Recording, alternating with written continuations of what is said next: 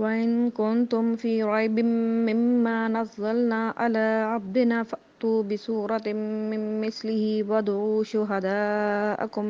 مِّن دُونِ اللَّهِ إِن كُنتُمْ صَادِقِينَ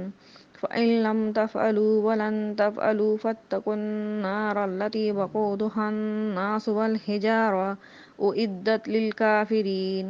اور اگر تم شک میں ہو اس کلام سے جو اتارا ہم نے اپنے بندے پر، تو لے آؤ ایک صورت اس جیسی، اور بلاؤ اس کو جو تمہارا مددگار ہو اللہ کے سوا، اور اگر تم سچے ہو۔ پھر اگر ایسا نہ کر سکو اور ہرگز نہ کر سکو گے تو پھر بچو اس آگ سے جس کا ایندھن آدمی اور پتھر ہے، تیار کی ہوئی ہے کافروں کے واسطے۔ اوپر کی پہلی 2 آیتوں میں اللہ تعالیٰ کی چند مخصوص کام کا ذکر کر کے توحید ثابت کی گئی تھی۔ ان 2 آیتوں میں اللہ تعالیٰ کا کلام پیش کر کے آن حضرت صلی اللہ علیہ وسلم کی رسالت کو ثابت فرمایا گیا ہے۔ پہلی 2 آیتوں میں سے چند ایسے کام مذکور تھے جو اللہ کے سوا کوئی نہیں کر سکتا، مثلا زمین آسمان کا پیدا کرنا، آسمان سے پانی اتارنا، پانی سے پھل پھول پیدا کرنا۔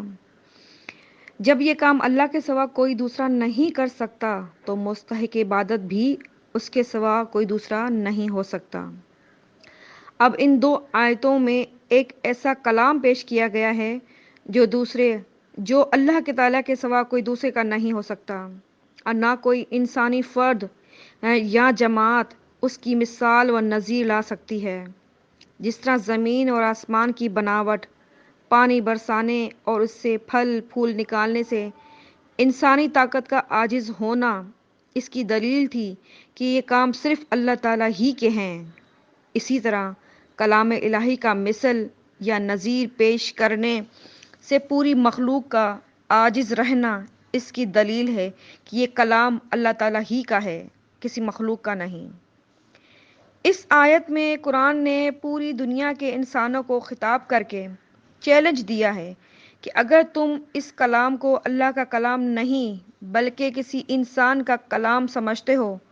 تو تم بھی انسان ہو، تمہیں بھی ایسا کلام پیش کرنے پر قدرت ہونا چاہیے۔ پورا کلام تو کیا، تم اس کلام کے ایک چھوٹے سے ٹکڑے کی نظیر و مثال بنا کر دکھلا دو، اور اس پر تمہارے لیے یہ مزید آسانی دی جاتی ہے کہ تنہا کوئی آدمی نہ بنا سکے تو تمہیں اختیار ہے، سارے جہاں سے اپنی حمایتی اور مددگار جمع کر لو اور ایک بین العالمی کانفرنس کر کے اس قرآن کی چھوٹی سی صورت کی مثال بنا کے لاؤ۔